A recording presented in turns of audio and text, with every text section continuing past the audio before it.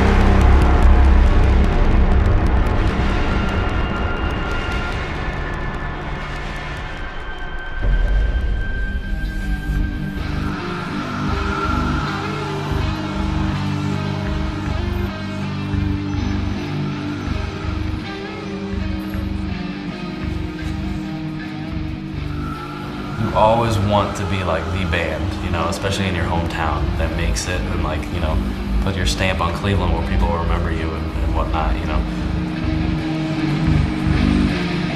Like when I was younger, like 15 and 16 and stuff like that, me and Andals were in like another band called Sanctum back then, and like Mark and Jim were in a band Skip Line, Matt was in a band Ascension with our former guitarist Hagar. We were all like buddy bands back there and playing, and like the hardcore scene was big back there, and like the metal scene was bigger too. There was so many more metalheads than there are today, I think.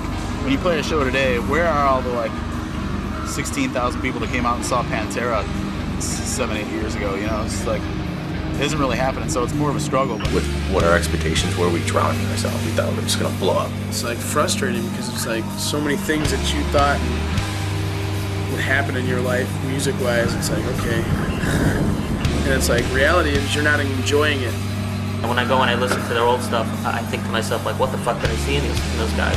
Because, like, the old stuff is just, you know, putting it politely, it's shit.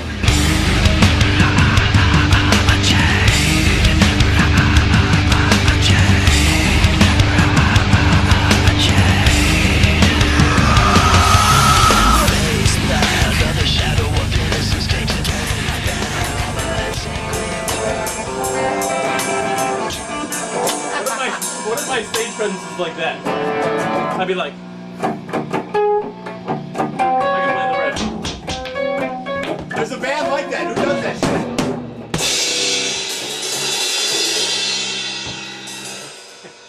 shit? Lars McStash. That's always wrong. I still think we should walk in and be like, Rob, how you doing today? Yeah. No, we were just saying we could fucking like, Matt could come over to my house and be like, yeah, my mom said it's cool if he comes over and we'll fucking play video games in my house, you know? It's cool if you come over. I'll have to ask my dad. Yeah. It's cool though, you know, you want to stay over for dinner? They're gonna cook. That's what I'm saying, because we still live with our parents. I'm gonna go get my brother's car real quick. Parents? I'll see you guys. Mm-hmm.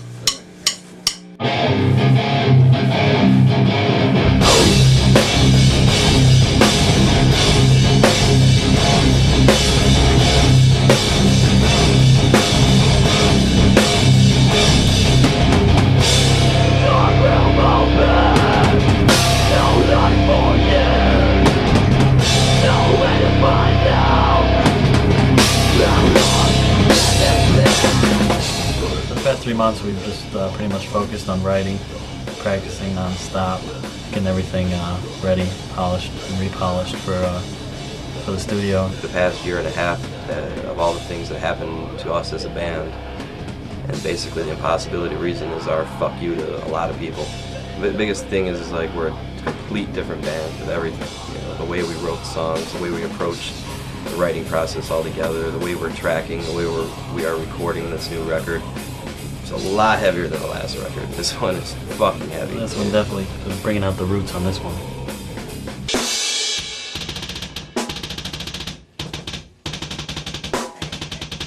Can you go? Dig it in, dig it in, dig it in, dig it in, dig it in, dig it in, dig it in, dig it in. That part? Like for like 2 of them somewhere.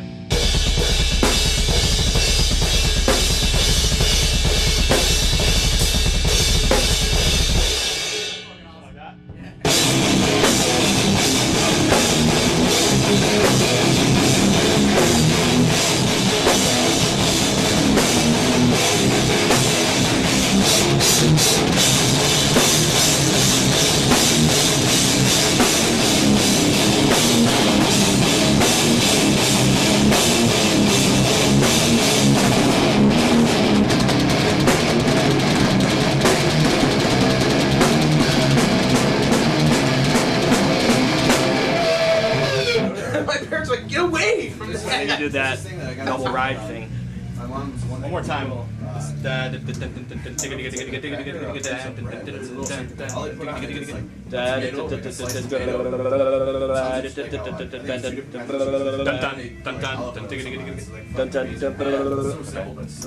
shit's good. You ever have the bacon covered water chestnuts? What are the songs that have the most weaknesses? Basically, it's just drumming that we have to worry about. Anything with weaknesses, because in the studio we can do whatever guitar-wise, you know. Those are I don't know, Reynolds, what do you feel like you need to work on? This weekend, for instance, I was going to work most on the instrumental and the new one, like the fills and shit like that. He's gonna do that stuff, there's nothing we can do unless we tell him to change stuff.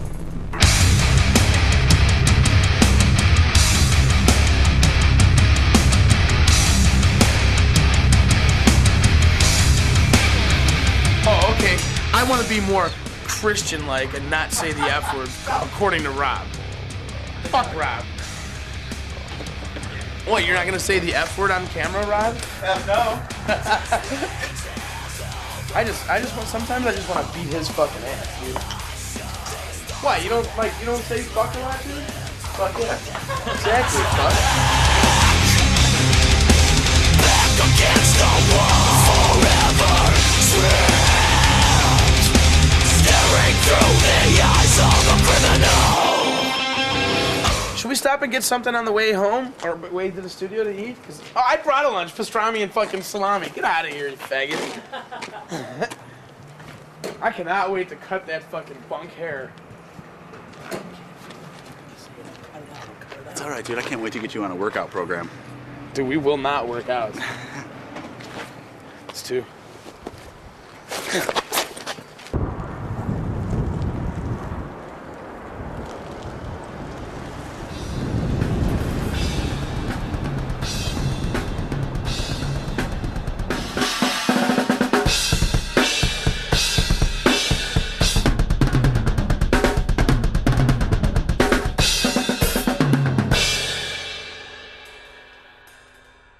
We're in the pre-production process right now, and actually this is about 2 days before I start tracking. So the full band pre-production practice is over, and basically I'm just making sure everything that I have is tight because, you know, I'm the first one to go in, and nothing else can happen until I finish my track. So everything's got to be smooth.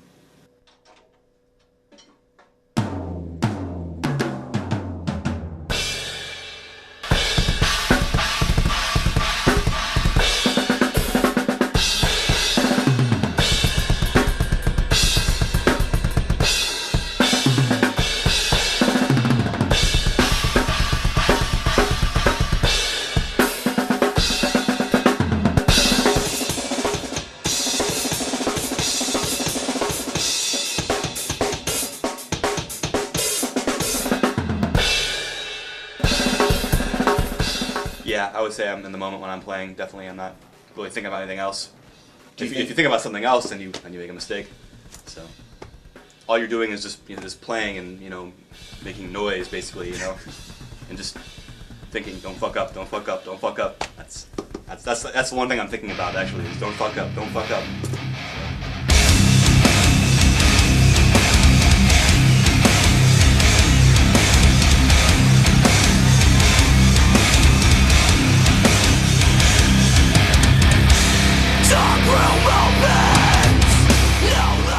A band that sells 100, 200,000 records to a major label is a failure. To an indie label, it's great, you know what I mean? And there's bands that build their career on selling 100 and 200,000 records. It took us so long to get signed, so when we did get signed, we thought our careers were set. Like, we thought that was it. From here on out, we were going to be loaded. We could go buy houses and stupid things just because we didn't know better. And then slowly realized we're just dumbasses and didn't have a clue. All that money basically did was get us started and got our first record out. And then we realized after our record came out that it is difficult to sell records, and it does take a lot of time, and it does take more than just throwing the record out in the stores, because people have to want to buy it. Just so much involved, and we learned that firsthand because the first record didn't do all so well. Like the last record, we're like, oh, we should throw, this kind of song in, for this kind of crowd, and this kind of, like, why are we doing that? You're young though, you want to please everybody, and you want the label to be pleased. And I can't even listen to Pass Out because of it. I just don't think sonically that first record sounded up to scratch for the kind of record they needed to make. It's not like I hated the record when they delivered it. I mean, I never liked the way it sounded from the beginning. Pretty much it's safe to say these days that just about any record label, if something's not happening after 2 records, Ben gets the axe. It doesn't happen right away. They move on to the next. It's a really scary business, and that's why there's so many one-hit wonders these days, so many faceless bands that you don't hear of again. It's just not fair. They're messing with people's lives. The first record failing was our fuel to make this record better. We wanted to make it heavier.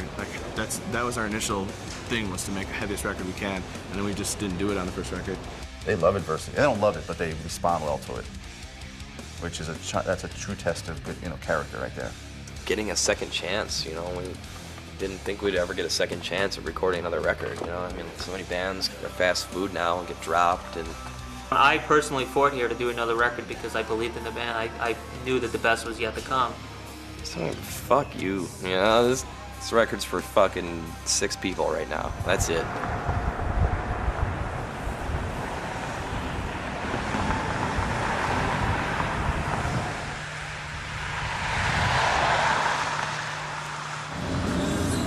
We're going to the Spider Studios where we're about to record The Impossibility of Reason.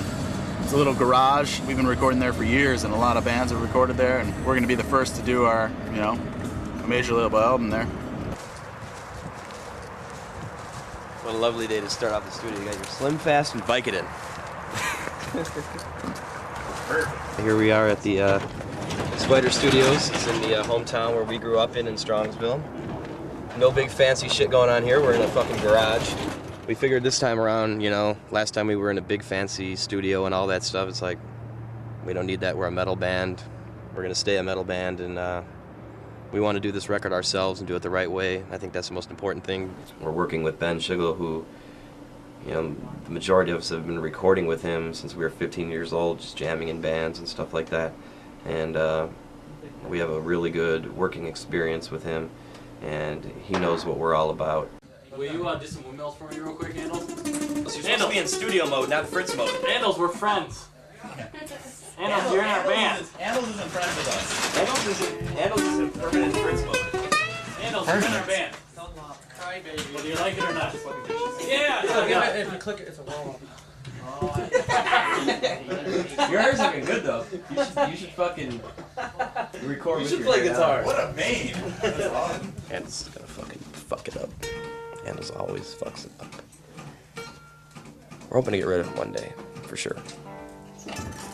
He's, you like, Handles, get pumped up, you're gonna fucking record, a fucking brand new album. So, he doesn't care about anything. I just wanna let you know, man, you're a fucking cool dude. What? He's looking at me so lost. You ready, Fritz?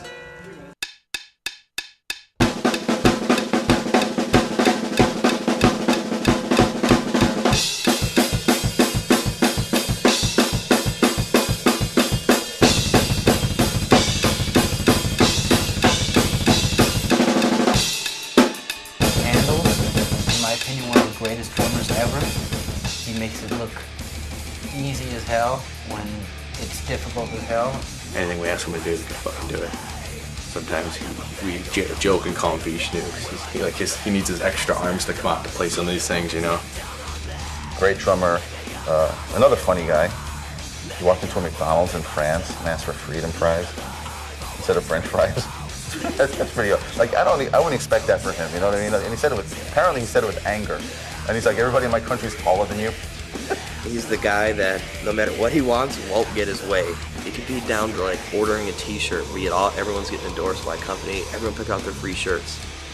Of course, they won't have Andel's shirt. That'll be the only one that doesn't get delivered. His double bass is out of control, man. I don't know how he plays the stuff he plays, and he wasn't playing double bass ever just like linearly. Like it was always like weird like patterns, and that kind of stuff's hard, man. Like, and he's always like the dude like, you know, we're picking bunks to sleep in, or when we were in the RVs, everyone's picking out their plays. Of course, there's none left for Andel's. You know, because he's the dude on the floor, and it's like, why is that? You know, like he definitely nailed it. He would pretty much play his tracks and like might have like one little mistake here or there. You know, like he was pretty much like on it. He's probably the most talented musician in the whole band, but like he's just left out in the dust when it comes to everything. You know, but he's definitely without him, we wouldn't sound as good as we do. You know, like his drumming is just impeccable. You know, I'm not happy with my playing right now, and I want it to be like way better. I don't think I've improved. Probably since I left school was the last time I practiced a lot, and I think I really got a lot better. And I think in the last 5 years I've just kind of remained the same, and I want to be better. You know, I don't want to be the same. I think if you're not getting better, you're really getting worse.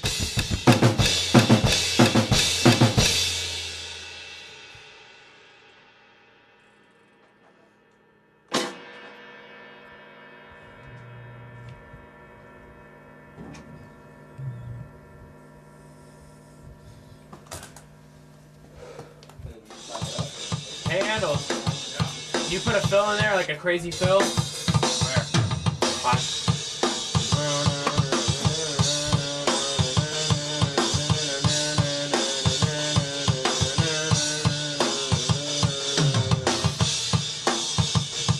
Something right there that's like 5-year-old. and then like that third chorus comes in, it needs to be the be-all end-all chorus. You know, it's like. Just think when you're playing live, you want to improv to impress. You know, just improv. Go. Like how you would feel it getting bigger. You know, like how our guitars are just getting heavier. We're playing harder and shit. He's screaming fucking louder and shit. What are you gonna do to like, you know, if we're playing this song live, to fucking just pump it beyond belief. Splash. Hit a splash. Hit 2 splashes. Like that dude in the Allman Brothers.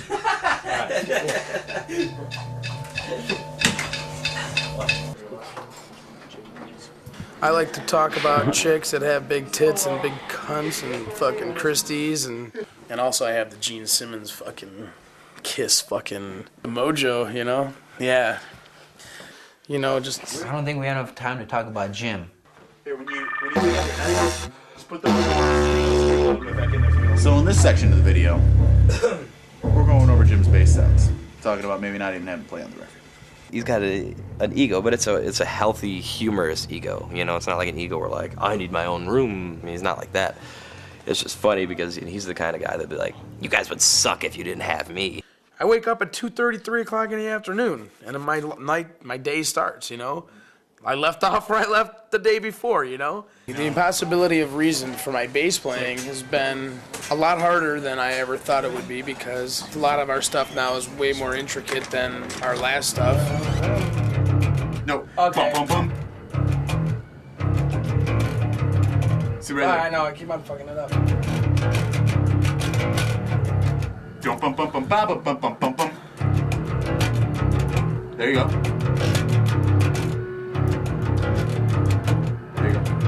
Well, when I'm playing bass, it's like usually I'm under the scrutiny of Mark and Rob because they're perfectionists with their guitar playing. Oh, sloppy. No, it's not. It sounds terrible. But it sounds fucking. That's not sloppy. Yeah, there's no clarity in there.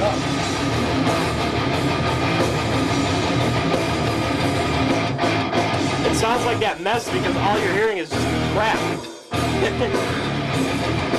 That's why I don't like inviting him in here. You know what I'm saying? Fuck, man. I mean, Jim still fucking sucks, but... You just ruined the whole fucking, like, mood, you fucker. No, but see, no, he doesn't suck, though. Like, he, like, has a great energy, though, he brings to his... He definitely plays with a lot of energy, you know what I'm saying? It comes through in his playing, you know what I'm saying? He might not always hit all the notes perfectly or whatever, but I mean, he gives a fuck, you know what I'm saying? He still has the attitude when he plays, which is huge. I don't write the music, you know. I'm not the one that's creating this, you know. I'm just a part of it, you know, the creating vibe. Doing what I do, you know. I've been doing it for so long that it's just like second nature to me. To break it down real simply, just make everybody happy, except for my band. I like to make them miserable with me.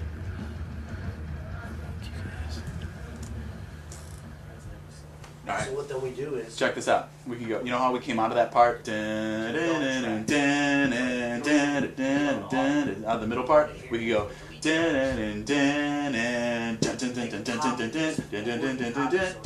that. Throwing that other song.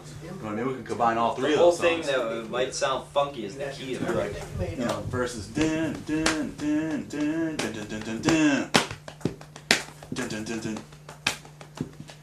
See what I'm saying? So the chorus is, instead of like flowing into a chorus like we do every song or whatever, it's just like a big breakdown where you can be like, come on everybody, grab the zippers of the guy next to you and pull it down. Start sucking.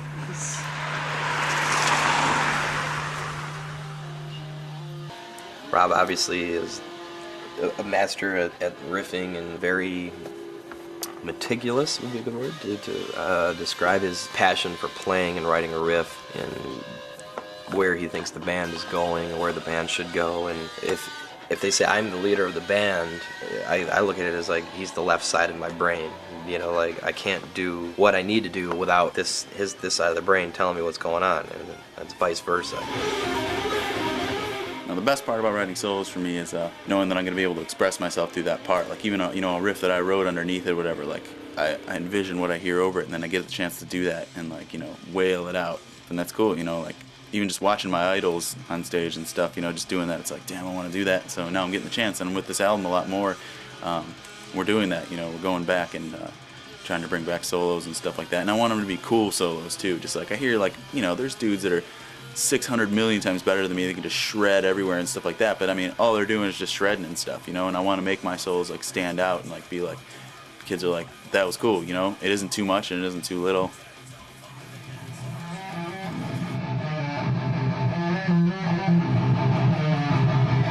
That's an awesome riff. Fuck yeah, listen to this cab now. We're really excited about the guitars on the Impossibility of Reason, especially because we feel that they're light years ahead of anything that we did on Pass Out of Existence. I'm stoked as fuck on this sound, man. This fucking guitar tone is sick. It took us 10 minutes to get, just sitting there, and we're like, this is the sound. Rob kind of takes control. He's always level-headed, and he always knows what's going on. He's also probably the most naive person in the band, and his lack of common knowledge is just overwhelming, and we always have a good time laughing at that. I think one of my favorite ones was he asked me once, he was totally being serious, like, do people that stutter when they type? Dude, you just wrote like a 7-minute masterpiece and you asked me this? So are we gonna do that then? Yeah, if you want. It's not clean, bro. Let me try. Let me try, give me it. Here, move. Just squat down. You're not gonna get it, it's not worth it. Okay, what is it? 7.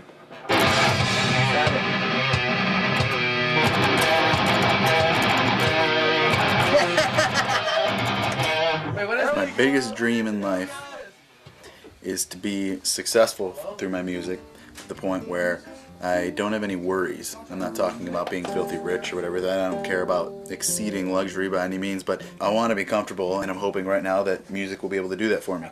This one, Rob's been working hard. He's done a fucking phenomenal job writing all the songs. He's definitely was tailored to be in a metal band. I mean, that guy, I can't picture him doing anything except being up there being this metal guitar god. Here we go. This is it right here.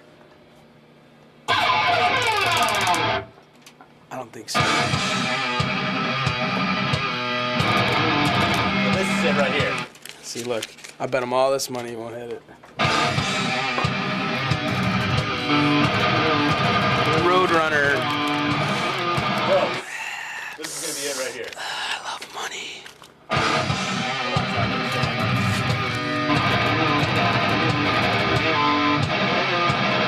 Oh, you cut out too early. Ah, okay, my bad. This is gonna be it right here.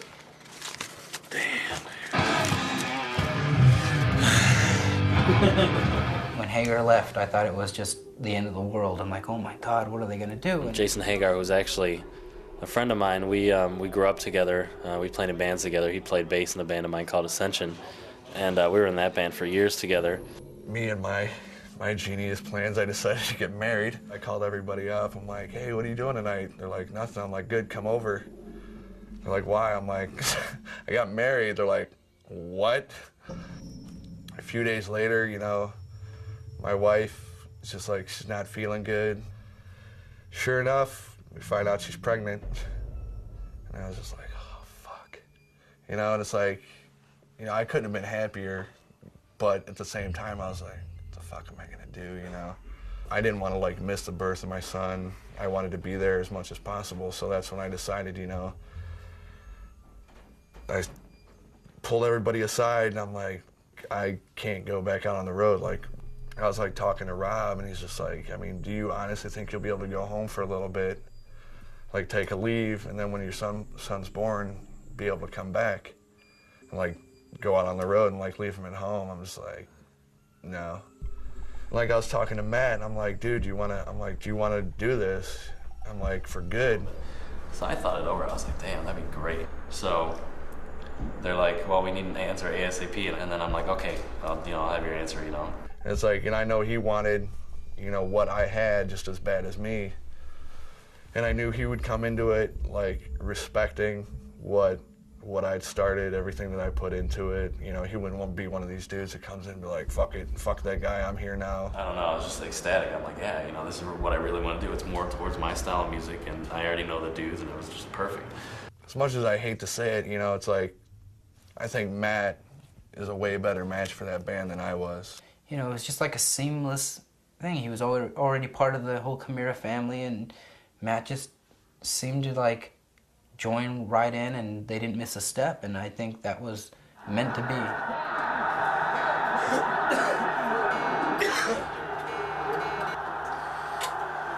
Alrighty, close enough for metal.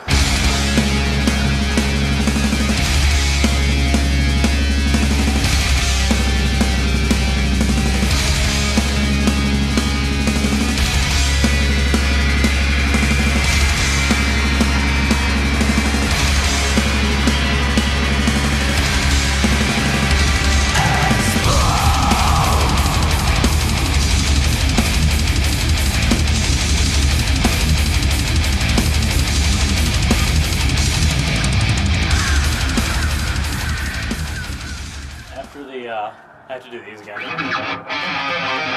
For which one? On the third chorus? Not that, the one I just did, but to the end part. Not the one you just did, but the end. Yeah. I love the recording process, but it's almost like you want to get it done and get that record out. So it's the last song I was tracking. Dehumanizing is one of my favorite songs on the album because I wrote most of it. Because I don't care how many takes it, takes. I just love playing it. So it was one of those songs where I'm just like, yeah, let's do it. And I love writing. I love writing brutal, like heavy. I like hooks, I like stuff where I can just be like, fuck, I want to kill people. I don't really care about the numbers or the money. I just want to be comfortable, and jam. It's all about music in the long run, and people don't realize that. They get caught up in all the fucking bullshit.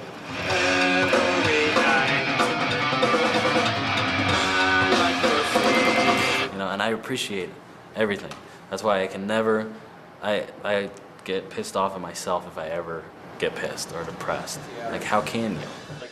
You're gonna use the same pass for all the ones? Yeah, that's like the new thing. This right here seems like a back to me. Chris honestly designs almost every damn t-shirt. That's one of his major contributions besides the keyboards and the sampling.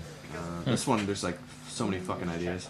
That's cool. Like, it doesn't have to be Chimaira, Cleveland, Ohio. Like, I have it without these, without the star. I have just the skull, so you can piece it together. The comma kind of makes it bounce. Our name, and then maybe the name of the record, and that's it. Yeah. That's the shirt you like the most. You guys. I'm dead fucking serious about this. I know, just waiting for you to say something. We're not fucking using pentagrams or 666s in anything. One, because my fucking name is represented with Chimaira, and I don't want any of that shit on our stuff. And it's like, that's totally, we could totally find something new. I mean, every band fucking does that. Let's use fucking like, let's use crosses and symbols of God. Lambs and doves. You know, as far as musical, I'm not the main contribution. I'm more of like, I just add another layer to it.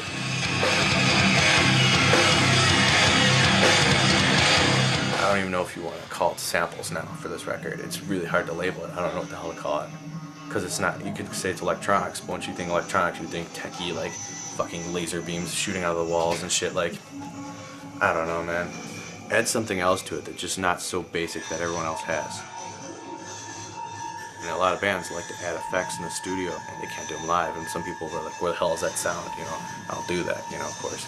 That's my whole role.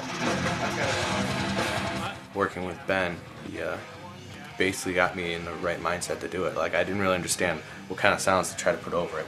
These past few weeks just came together. Like, I've been just like non-stop, like easily coming up with stuff, and it fit perfectly. Or like before, I was like putting like these weird like mechanical sounds, and it would just clash with the riffs. And now I understand, you know. Without him doing what he does, we're just your average metal band. I really liked the song Pictures in the Gold Room on this record, because the records are basically based off The Shining, the one scene in the movie. So I basically wanted to make it sound like The Shining.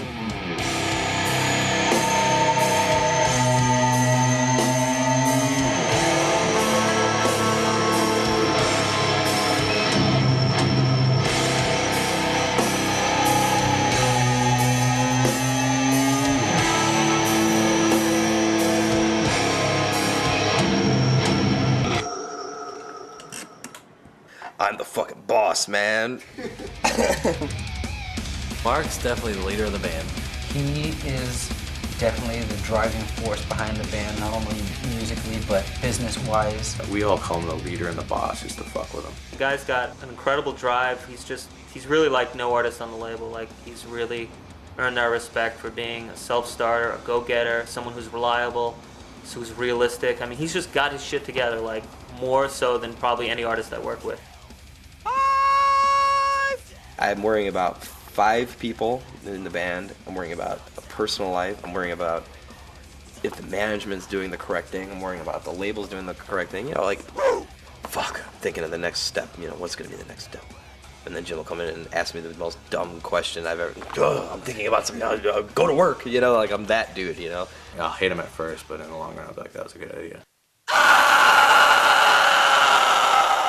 If you can get like a good take, you're set. That's like the most important thing, is just getting a good take.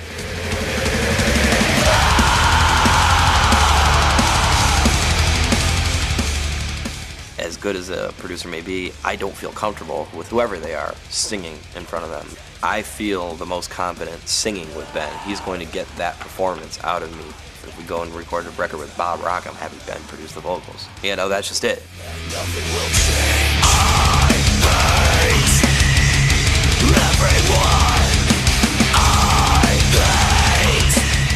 There's no grand scheme of things, there's no plot, you know. I'm happy. I've been happy for 10 years, you know, like, I guess the goal would be to stay that way.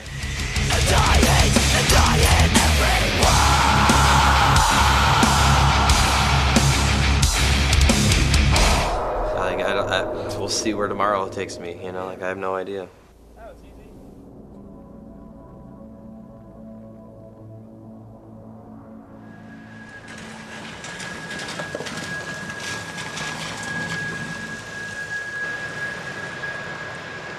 I hate thinking about this shit because it fucking sucks, and it's like it's ruining my whole fucking like listening to the CD because you're fucking. I didn't even want to talk to you about this shit right now. I just wanted to go listen to the CD in my car without like hearing any of this kind of shit.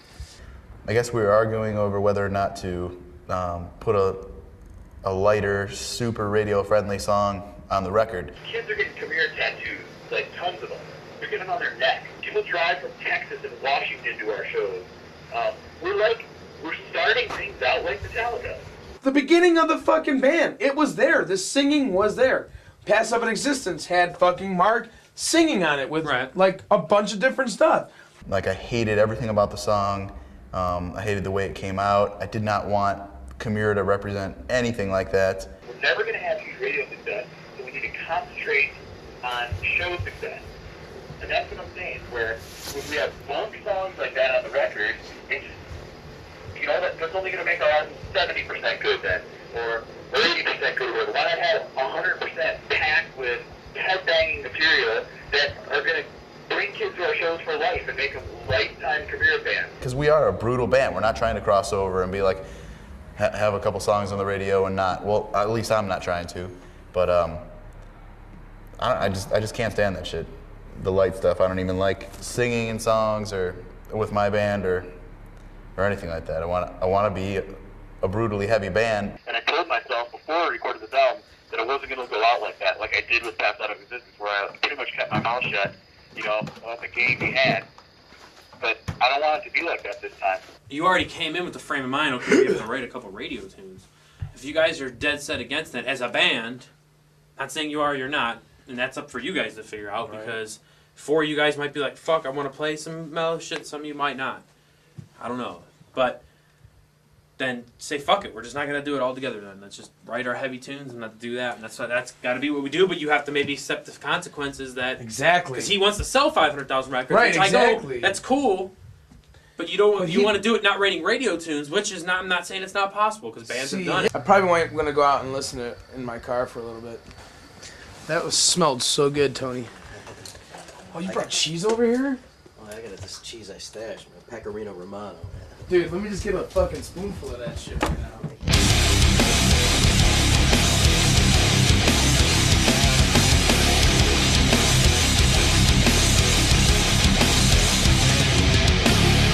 If you guys want to bill yourself as like the next Slayer or Pantera, you're not going to get to that status for another 10 years.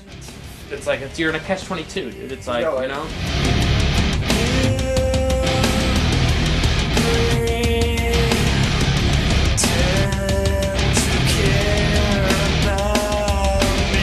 We had a lot of things fucking hyped up for our last record. Okay, let's take this fucking record and just make it huge and fucking classic. It didn't happen that way, okay? I was humbled a lot to that. This is my time to rise. Never again will I fall for your lies. This is my time to gain. Nothing else will stay the same. This is my There's a million things I'm totally unhappy with, like, especially vocally.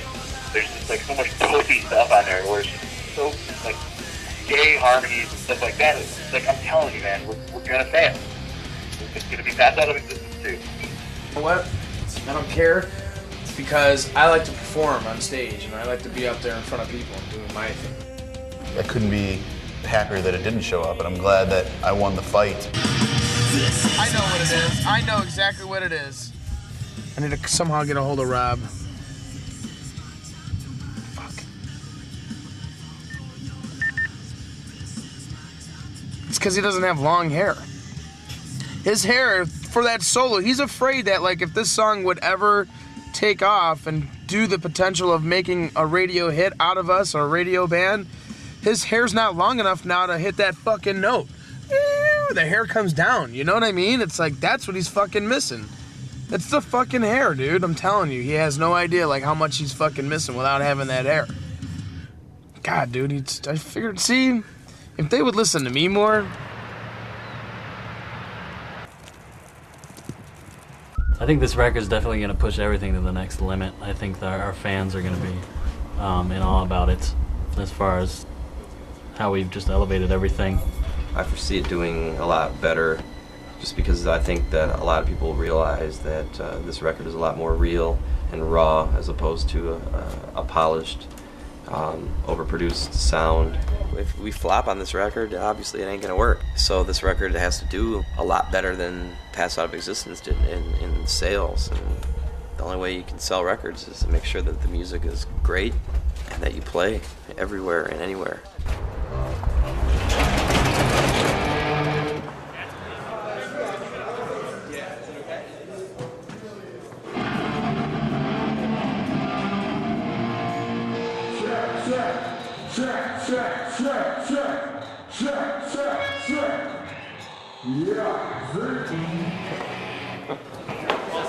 Alright, cool.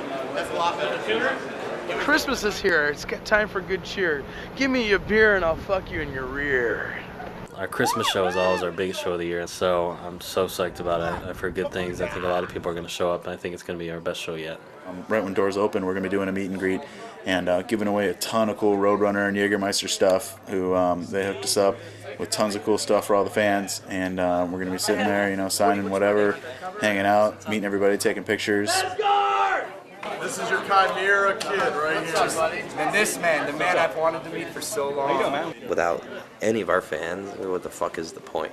You know, when you say like you make your records for yourselves, obviously you're not like excluding your fans, you know, in any way, but you know, like you know your fans will be stoked if you're stoked. Chimaira rules. Fuck you.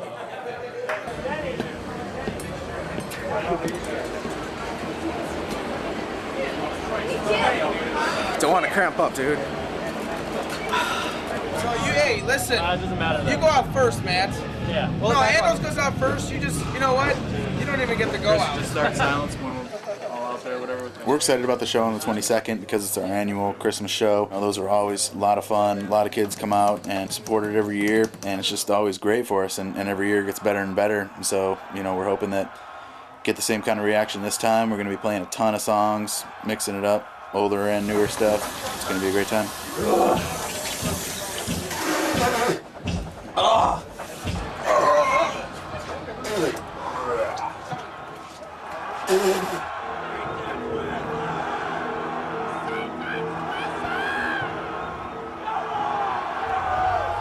You guys sure you're alright? I can't even fucking hear you guys, man. Here's the fucking deal tonight, man. I'm not gonna waste all your time sitting up here fucking talking out of my ass. What we're gonna do is play a whole bunch of songs for you guys. You guys enjoy yourselves tonight. Here's some bullshit for you.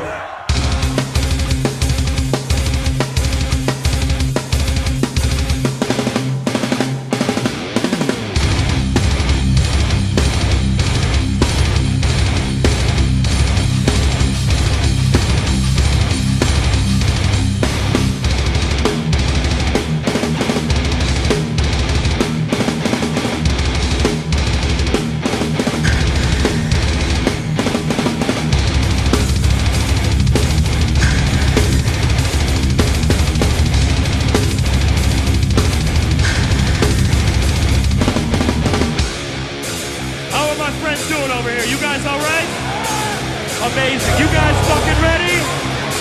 1, 2, 1, 2, 3.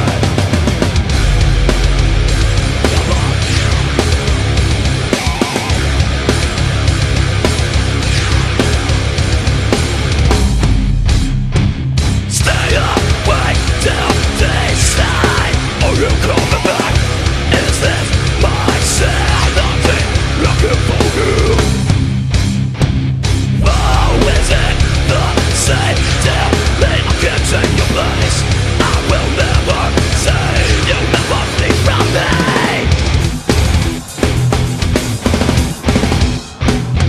Silver, silver, silver, silver. Lead fucking drums, Mr. Andelteric.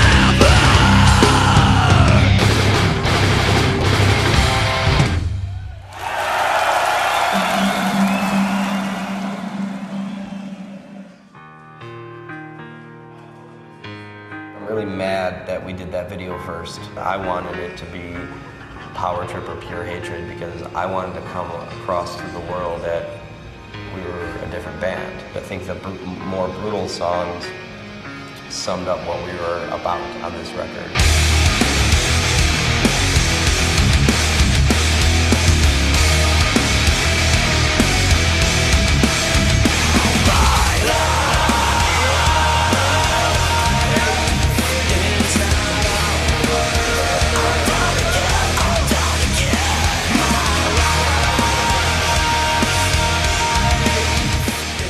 that was underneath the stage, it actually burnt out, and it like sparked up. There's this like whole thing of gauze that was like wrapped around the stage. Caught that on fire, and then like within 2-3 minutes, it was like the whole thing was gone.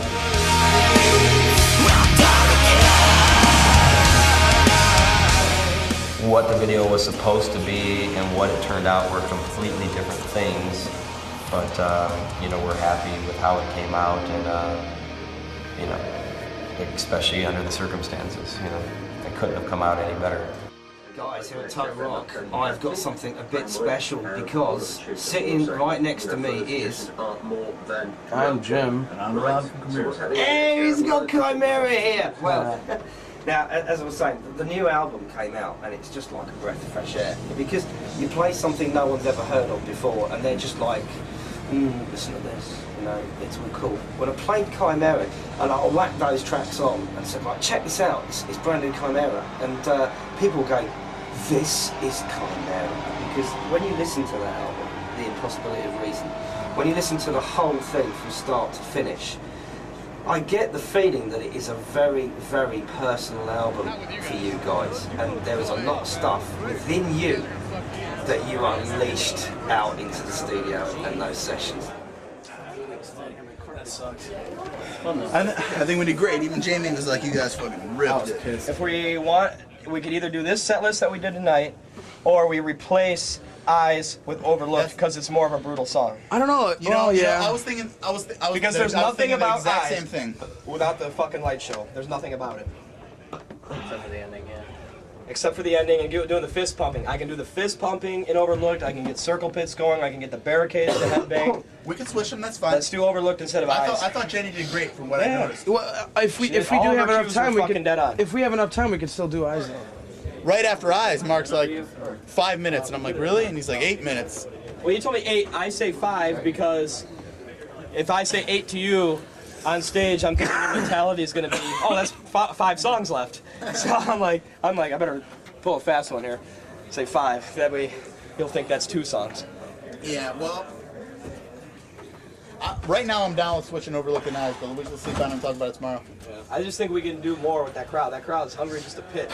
Eyes, it was a slow point, except for the fist pumping, but the song, especially how slow Ann was playing it tonight, was just like, by the second chorus, I'm like, oh my I fucked up the solo because it was so slow. Because it was so slow. I heard. Totally, man. No, everything was smooth, dude. Don't worry about it. It was great. Just a couple things, but I'll go on stage to help you tomorrow if you on the help fly, you dude. Well, no, the problem is on the fly, it's cool. I don't mind helping set up. The problem is that fucking one band went over fucking 5 minutes and it came out of our fucking changeover in our set time is what fucking happened. Yeah, better day tomorrow. Chimaira.com. I should say that. Yeah, we all got girls. We'll start drinking. I don't mind. See, because I could make you a brown eye, but if you make me wash my finger, it might not be It might the not same. taste the same. As good. But you'll never know unless you try one. They are good. You got it. Can't look though. There's a mastery to this. This is an art. Trust me on that. Get the spin, catching that. You got to get that because that's just crucial shit right there. Check it out. Check out the Do you know where that's been? You don't want to know. See, that's why it tastes so good. Should I just grab one or should I help pass? We should help pass. All right. You don't have to have one, man. Let's have one. Right. I'll be a sport. Wait, here, have this one. Mr. Park. What's going on with the, I don't know, yeah. Someone told me there's some shit on the website. One of the best drinks on the road. I'm an enemy, but of a different type. I'm not black, Alpine chocolate white. Guaranteed to strike on the hypocritical. But that shit makes me so goddamn irritable, beat your ass pussy. So fucking critical like Moses, the God-given miracle. Jim, what do you have? I have a dick that's fucking nice. The chicks like. Look at the size. That's not even Look hard. at the size. Am I supposed to be impressed? Yeah. Oh my god, it smells like a fish factory. I got this burning sensation when I pee, but that's nothing, dude. Actually, the fucking After bumps the 80s, that shit was common. The bumps are so much on my dick that like when I pee, it comes out in double streams. Because there's one right over the fucking hole. Should I Purell my dick? What next? This is what I do every show. I sit there and stare into my bunk, and I have things in order, like prioritized, but like the bunk's always a mess, and I'm always like, God, what next? Maybe pants. I'm gonna fuck that chick now. To her friend. Her friend has red hair, dude. Please.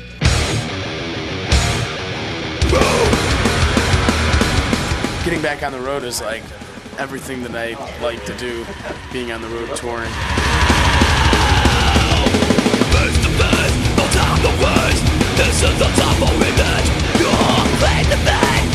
I don't care a lot for the traveling.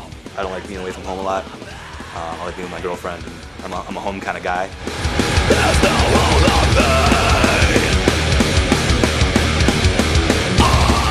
Like I toured with Slayer, you know what I mean? I toured with Danzig. I toured with on some pretty big tours, Machine Head, Fear Factory, you know? I want to be fucking old and decrepit up on stage and still fucking doing it. I just like hanging out. I like having a good time. I like going out every night. I almost get antsy when I'm home, even when we're writing the record. I just want to play every night. I want to be on stage every single night.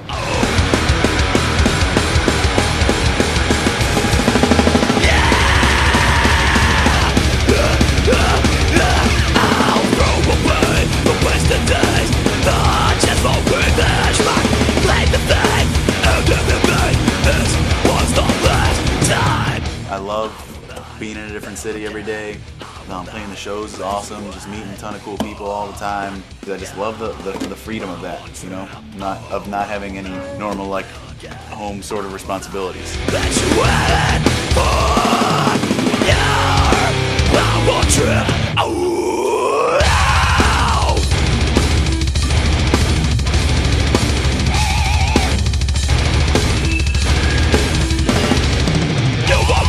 Basically just a lot of like routine to it, you know. All throughout that tour was like, oh great, we have to go to Europe after this.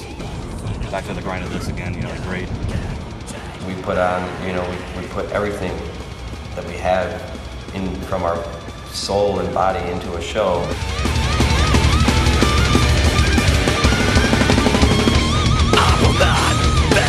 But it's always like this lingering sense of like, I just don't want to do this. I just wasn't having fun, and I really, you know, felt like my playing had gone to shit really in the last couple of years, and I was just not happy with my playing. I wasn't happy playing. I wasn't happy being on the road, and it just all built up. You know, I've been like stuffing it like away for so long, and I was like, I'm done. You know, I can't do it anymore. Mark saw it coming. You know, months ago, he said, "Dude, he's gonna leave the band. I know it." And actually, and Rob had, once or twice had mentioned it to me, and I'm like, no. He's got so much to live for, and I don't know what's going on in his head. But as far as the band business and the way things are going, things were great. I'm like, he would never leave. He won't leave. Don't worry. No way. So what you're watching right now is Andel's daily routine. All he does is sit and wander around parking lots all day long and all night long. He's been out here since 1 in the afternoon. It's 8 o'clock at night now. Check him out. He's still out there.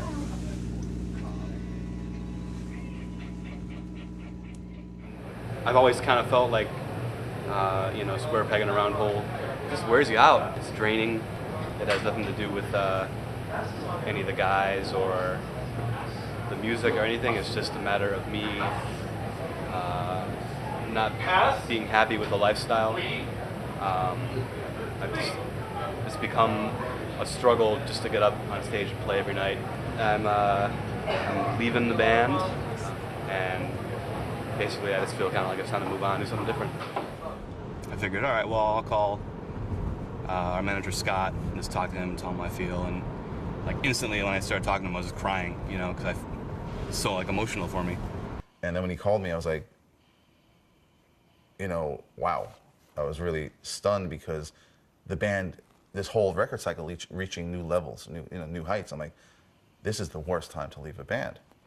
There's nothing I can say that's going to make him want to stay. You know, it's like, what can I offer him? You know, if he's not happy, he's not happy. There's no way to make this situation right. So I asked him, not to tell the band that I would, just in case someone took it the wrong way right off the bat and, made it worse for him. I think Andals over the past 2 years, 3 years, has been completely brainwashed and has been force-fed, like, her fictional facts about why he shouldn't be in the band and why it's so terrible, and makes it miserable for him to be on the road by calling him every day and telling him, oh, I miss you this, I miss you that, oh, you're not making any money, just giving him a guilt trip, all that sort of shit. And he's been fucking brainwashed. He's always been a weak, spineless person, but I've fucking loved him with all my heart, even though he never fucking called me or talked to me or do anything.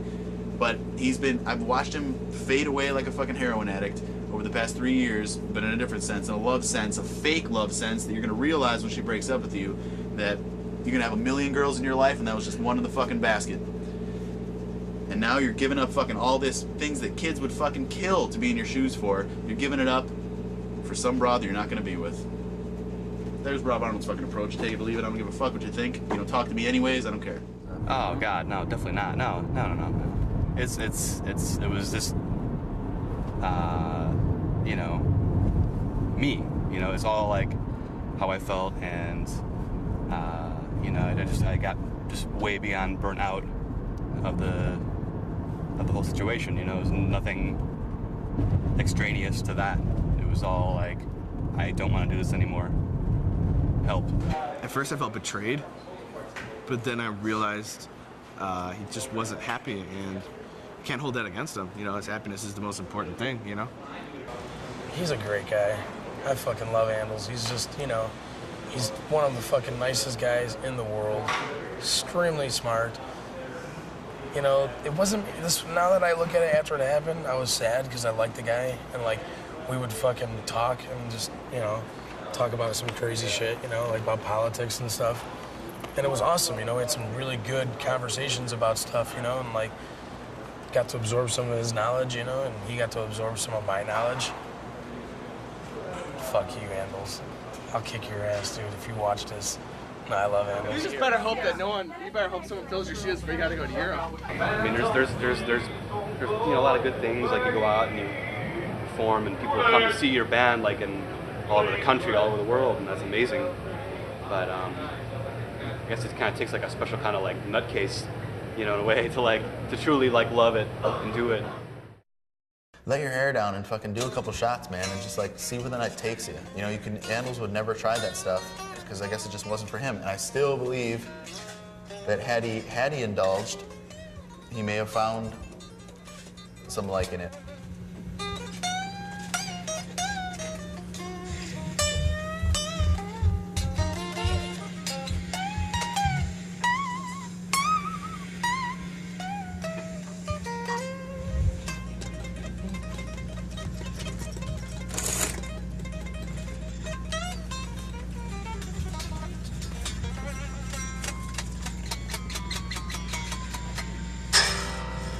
Shot of vodka? All right, cocktail? All right. Nice cold beverage. Cheers, buddy. Cheers. I like half-hour sets, just because you can give it like 110%. Yeah, I felt good. My neck doesn't hurt today. Non-stop. Neck feels Well, good. It doesn't feel as good as it could, but it doesn't really hurt. Matt, what is hour it? set's like tedious because you kind of have to like save your energy for the whole set. And, What is it that you like about touring, Matt? I like the shows, the drinks, the company. Rob's good at writing and structuring songs. I think I'm good at writing riffs. Hey, check out... I'm not a great song structurer. Is that a word? Okay, check this out. Look at this vocal pattern I got. Play this one.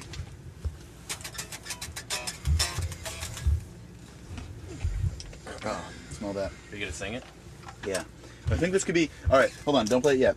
It might be... You might think it's like a gay line, but I don't think it'd be. I think it'd be something fucking catchy. And it's fucking like murderous. For a t-shirt. Oh, man. Yeah, oh, this would be a great t-shirt. Oh! Yeah. God awful. Something died in you. I don't know, man. I need to take a smash, though. Yeah, you do. I can tell. You ready? Okay, You gonna play the drums too? Yeah. 1, 2, 3, 4.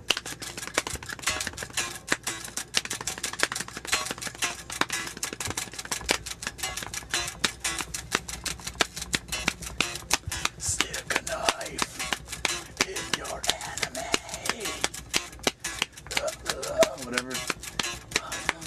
whatever, keep going.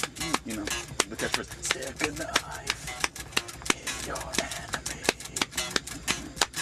You know what I'm saying? Like, Yeah, that's stick good. a knife in your enemy. That's good. Is that about Hammer then one night in Chicago? Yeah, yeah. Our drum tech is stab somebody. What's your favorite thing to do in the back lounge? Ponder about where I'm gonna go take a smash. No, my favorite thing to do. My favorite thing to do in the back lounge. This is gonna be sad to hear, but is play Halo. It's not the answer I was looking for. Yeah, we won't go into that one. I got it. You don't do Let's lose the dog and let's do some of that with the dog. You want to give me anything like, kind of like, you know. Give me the other one again. Right at me. Peter? We are a working force, so we didn't want to disappoint anybody and cancel any touring plans. We wanted to keep moving forward on touring on the impossibility of reason. So the immediate thing was to try to find some drummers that might be interested in that could handle the duties and play. You know, we wanted to get it done as quick as possible. We're not stupid. We know that there's plenty of people out in the world that can play this stuff. It was just trying to find the right guy that had the right personality and could play all of the stuff as well. Basically, we had to make a choice between two drummers. We had Ricky, who was in Soilwork, and a recommendation from Kerry King, who was Kevin Talley. He was the only guy Kerry could see playing for Slayer besides Dave Lombardo. There was no reason we shouldn't have taken this guy, but like we had already known Ricky pretty well, and we always thought he was awesome, and you know, something inside of us, we're always like, man, I wish this guy was our drummer, because he had such a passion and he like exploded when he was on the kit. And so it was just basically a choice we made based on a gut feeling. Hey Rob, this is Ricky. I need to talk to you guys later on. If this is still on and so on, I'm going to be over pretty soon, I hope, to rehearse with you guys. So I'm ready to go.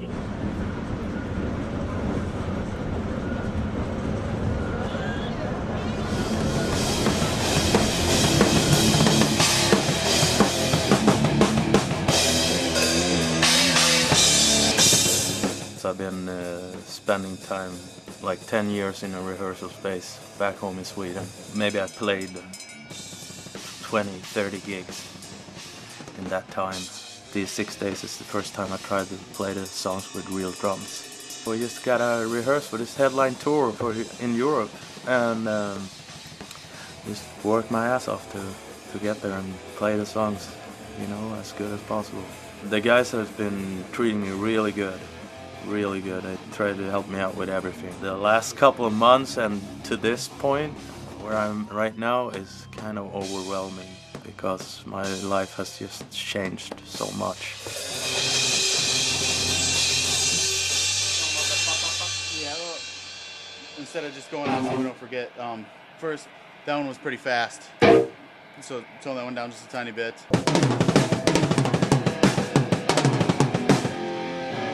Are you okay? Hey, Yes, you got a beat. No, I'm okay. It's just, I just want to do something good right now. Do something good? Yeah, you know, like, just feel that I've done something. Dude, you're doing fucking awesome. Stop it. Yeah.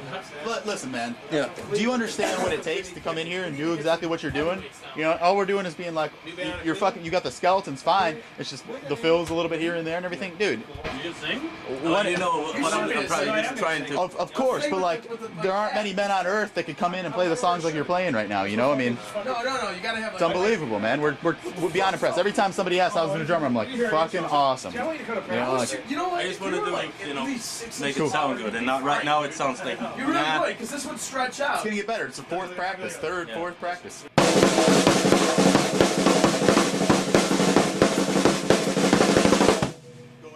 Rob and Mark has done a lot of the drum parts and so on, and they want it to be in a certain way, which is, it's harder to learn because when you just improvise all the time, you know, what comes out. But I'm starting to get into that because he tries really hard every rehearsal. Let me just, me and you play it so I can tell you when the solo starts. He tries so hard, he's so much into the songs all the time, that as soon as he hears something that he doesn't like or it's not supposed to be there, he stops the song, or he's just very much involved.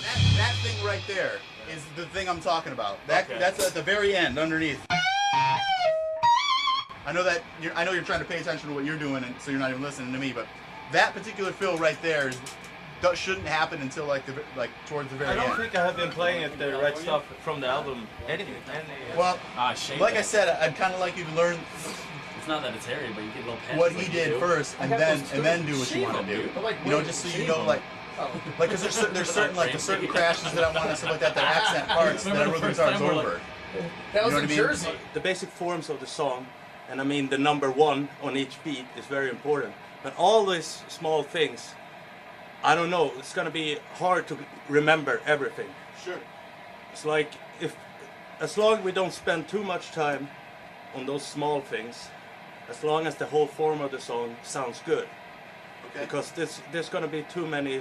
I'm gonna try to remember it, but as long as we go forward to all, when we have all the songs down, I can start thinking about all that stuff. I try to remember everything. I'm a firm believer in if you practice something the wrong way, it's harder to change later. You know what I'm saying? So I'm thinking these little things that I'm mentioning, if you just start practicing with them, you'll remember them later. And yeah, it might come a little more natural. This conversation we're having right now, I bet you won't forget crashes again in that because we took time and talked about it. You know what I mean? Yeah. You're gonna remember now because Yeah. Because maybe I spend more time thinking about those crashes than thinking about the whole song. But let's just do it. It'd be an exaggeration, but okay. Let's do it. Yeah. By the time we had to ship out the gear and everything, I think we had 12 or 13 days for him to learn the whole set for the Europe headlining set, which is an hour and 15 minutes long. So we had to learn all the songs, learn all the transitions of the songs, the endings, everything like that, and it was just cramming it down his throat. Ricky's just one of those happy-go-lucky dudes. He just wakes up, if he has coffee, he's stoked for the day. And he's such a good person, he's got such a good heart.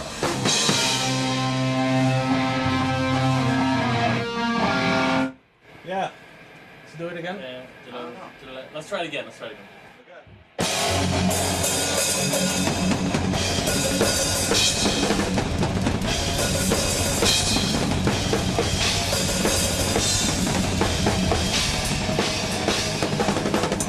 It's fucking hard too.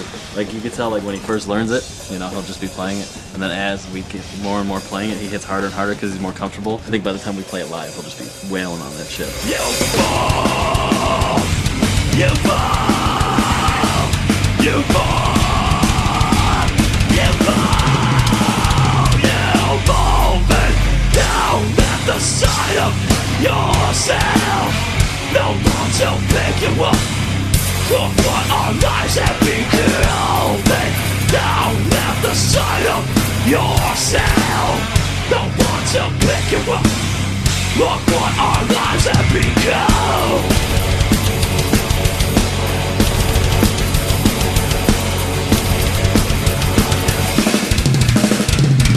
I steal from you as if it matters. Knowing more to me, all the shit to come. Thought I knew the way, never followed you.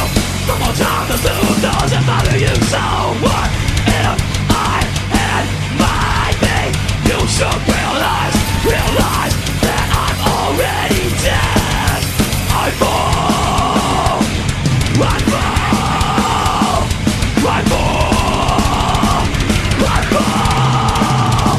I fall back down at the side of myself. No one to pick me up. Look what our lives have become. Down at the side of myself. No one to pick me up. Look what our lives have become. Become. That's why hell is the impossibility of reason.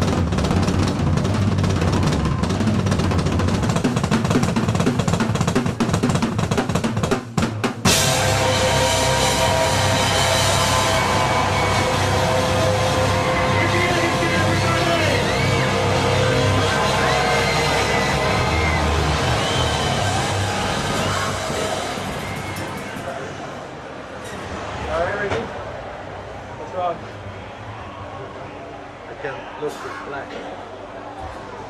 Here, stop. Sit down, Ricky. I can't see you.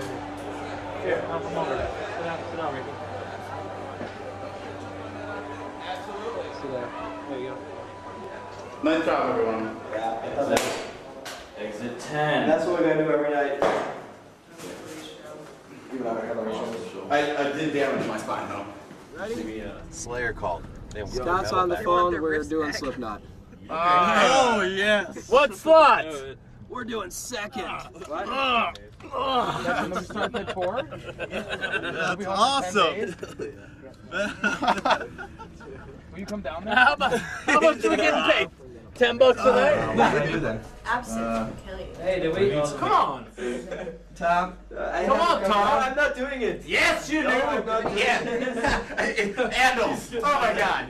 Come on, Tom. Yeah. Do the fucking thing. Come over here. Oh, give me a beer. Come over here, Tom. I love our new drummer. Yeah. You don't? No. What do you want to know, Tom? I never drank. This is more Portuguese. No. Tom. I never drank absinthe before. I'm gonna eat, Todd. No. I'm gonna eat. What did you drink tonight, Ricky? Oh, that absinthe, that was weird. I'm weak.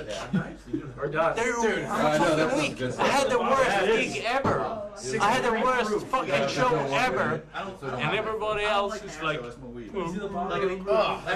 still fucking partying. Ain't I?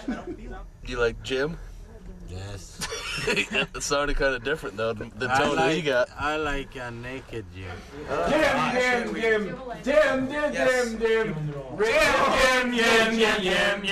Jim. He gives us Hammer. Yes. Take a good look at Matt. Hey, did you hear that, Ricky?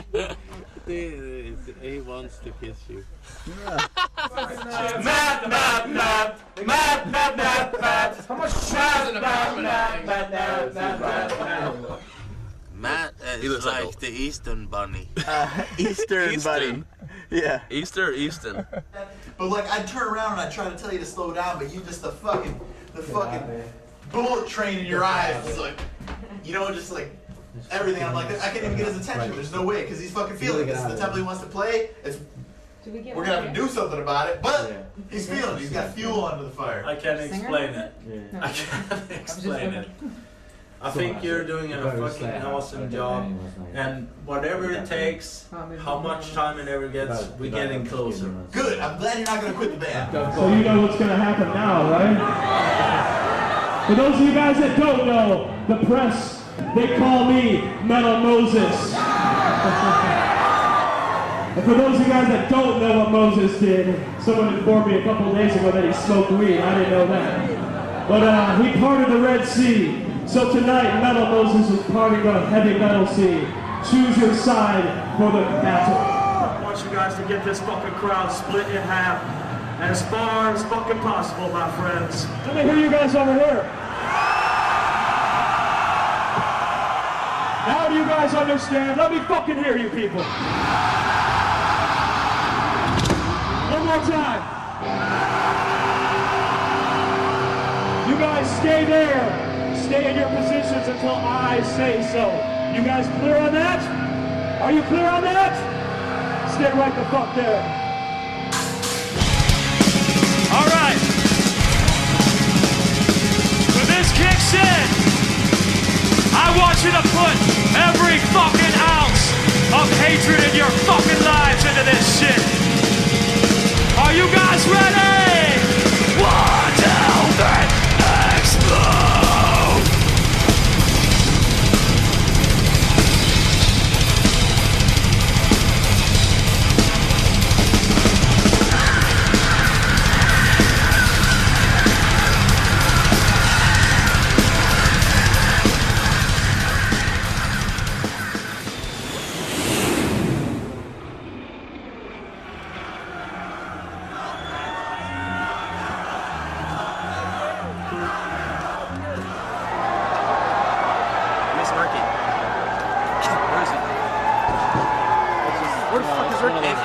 My mind is a swirl. Phone calls all fucking day. I'm ready. I'm ready. Where's Ricky? He's gonna stay in the building.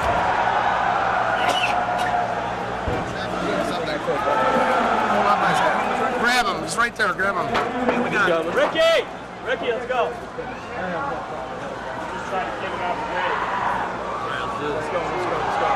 Hey, come out fucking flying. You got ruined tonight. There's no fucking excuse why you can't have the best show you guys ever fucking had. Now let's come out there with a fucking fire. The crowd's fired up. Everything that they out of their fucking minds right now. We're here for one fucking reason. This is our fucking hometown. Why is this our home fucking town? Let's show the fucking bands what this fucking means. Alright? Fuck everyone on 3. No, fuck everyone's way better. Hate's for pussies. Let's go. Fuck everyone on 3. 1, 2, 3. Fuck everyone! See, everybody says it like pussies. Shut up, tough. No, tough guy. I know, because everybody's afraid to hear. I'm like, fuck you. Come on. Let's go. Come on.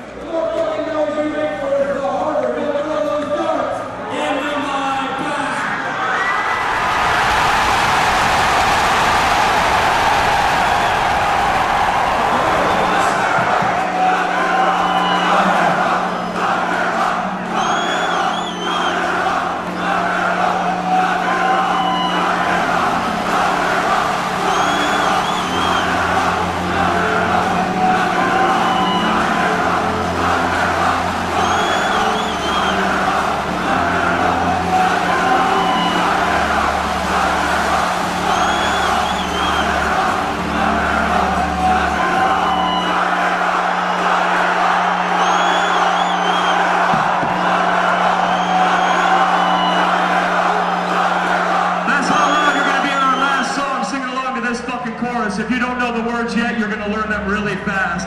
The lyrics are simple. They are, I hate. This is pure hatred. To be completely honest, this has been the best tour we've ever been on. Like, as far as crowd response, bands getting along, just I think our performance has, stepped up a notch since we've done this tour. This is the exact crowd we want to play for. This is the scene we want to be in for the rest of our lives. And this is just the best opportunity to play in front of as much people as possible.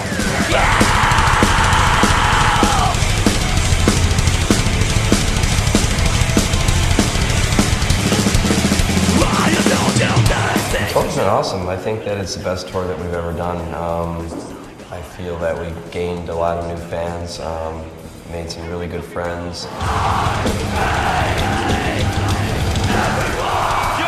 Just to see that many people go off is incredible. It was the biggest thing we've ever done in front of a hometown audience, and we proved to them that we would get out of the bar scene, at least in Cleveland, and make an actual national career out of ourselves, and that basically solidified it, and that we're not going anywhere anytime soon, and we're going to leave a mark for Cleveland for as long as we can.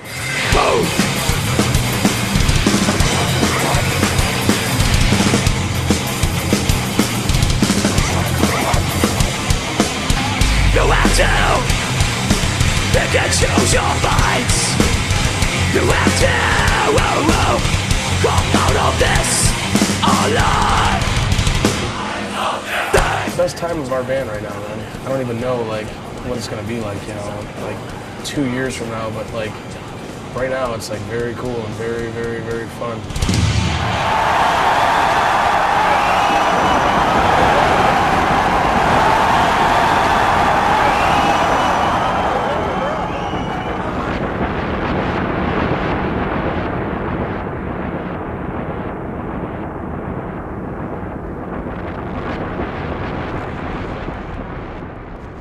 Yeah, once again, there's been a wrench in the gears with Chimaira, and something or somebody always has to fuck something up. And when we try to get on a high, when we try to have things smooth sailing, there's always something to just push us back once again. So we have to work harder, spend more time on things, and delay our progress. We lost Andals, now it's here we got Ricky, and then now it's here we go again. It's just a never-ending story, confusion about Chimaira. There's always something, and now it's Ricky leaving, which is a huge disappointment for me for more reasons other than he was a great drummer. I don't care about that one bit. I hate that we got excited and just made a rash decision like, all right, we're gonna go with this guy Ricky because we know him. He's a great guy with soil work and stuff like that. He's an awesome drummer. We didn't do our homework. We didn't think about it. We didn't find out anything else about him. It just didn't work out. And that's because the rest of the guys in the band have grown up together in this band for a long time and know everything about each other and have assembled ourselves as a unit of what Chimaira is. We know each other's quirks. We know every idiosyncrasy. We know like what makes people happy. We have a hard time letting new people in.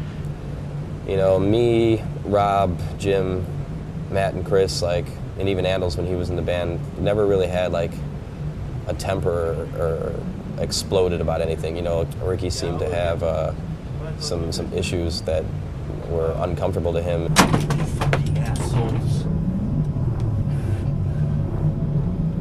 It's the worst fucking crock of shit I ever heard in my whole life. What is? Jag blir så förbannad! We didn't understand really how we were doing it, but like he would explode, and we didn't understand why. But he exploded to the point where it like completely scared the fuck out of us. You know, like what's wrong with this guy? You know, if this guy had a temper, or this guy, you know, may have not gotten our sarcasm.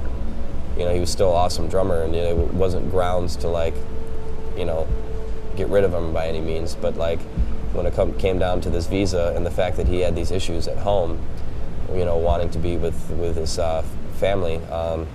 That just makes sense to like, you know, both of us just part ways right there.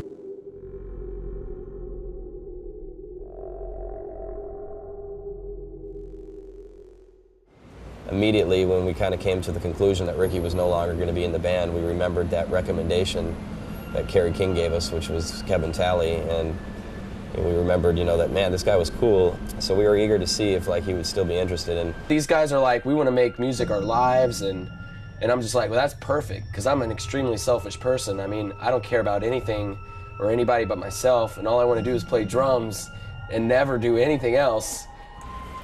I'm stoked about Kevin because he is a dude that, like, with ambition and motivation, he starts bands. I always tell everybody, I'm like, hate your drums like your ex-girlfriend. Beat the fuck out of them. I'm just looking forward to the future of Chimaira. I have no doubts, no hesitation whatsoever that we can sit down and write the album that I think we need to write and I want to write and everything with Kevin. You know, is Kevin the future of Chimaira? I have no idea. You know, I mean, last time we said someone was in the band, it almost was like we're counting our chickens before they hatch. So I think, you know, basically we're going to do these tours, and I have no fucking idea if we're even going to be a band after that. When it comes down to it, it's all about having a good time and enjoying your life. Just having a good time and enjoying, looking back and saying, I enjoyed what I did and I respect myself. Chimaira are the Pantera Slayer of their time.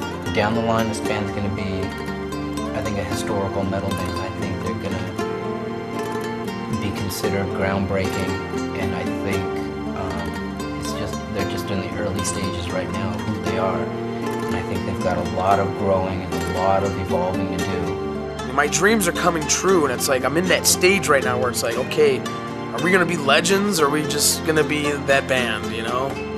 If they can step up like they did from Pass Out to Impossibility, there's gonna be no stopping. They're gonna be like, you know, the next Slayer, as Kerry King says. If I were to die tomorrow, there isn't anything that I have not fulfilled. I think this next record they do is going to do like what Rain and Blood did for Slayer. I think it's just a matter of time before everyone else sees it. They're hardworking middle-class kids from Cleveland who don't expect things handed to them. They really fucking work for it harder than most. Nothing's going to stop them. Nothing.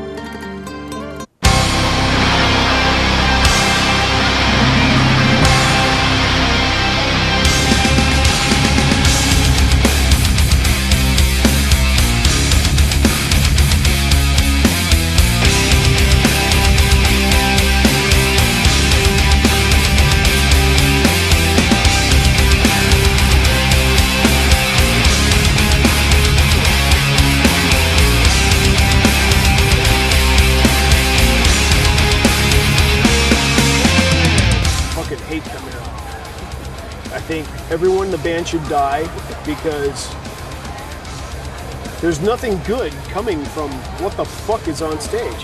Why are you wasting my goddamn time? All right, action. Hey, welcome to the first Welcome to the first installment of... Fuck. You got it, man? Hold on. Cut. Suck my fucking sack. You should be shot in the fucking head, bitch. You suck. What? Action. Well, welcome to the first installment of the online studio documentary for... God damn it, Mark. Pull it together, man. How do those jumps look? Dear cock, suckers. When I toured with Chimaira in 2001, they weren't a young band, but they were a great band, and they were getting their chops together. 3 years later, this band has come up to a performance level that is equal to other. This band fucking rules now. Oh, I love these guys. That's awesome. Dude, Chimaira should be on every fucking Slayer tour. If it wasn't for Chimaira, I'd be working at a high school teaching your kids right now. And he wouldn't. I think Chimaira resembles who we were 20 years ago. And that's not saying they're going to be who we are 20 years from now, but I like what they're doing, and they remind me a lot of myself 20 years ago. Welcome to the first installment of the Chimaira Online Studio documentary, where we'll give you an inside look at the making of our new record, The Impossibility of Reason, Say with Fierce Emotion. Enjoy.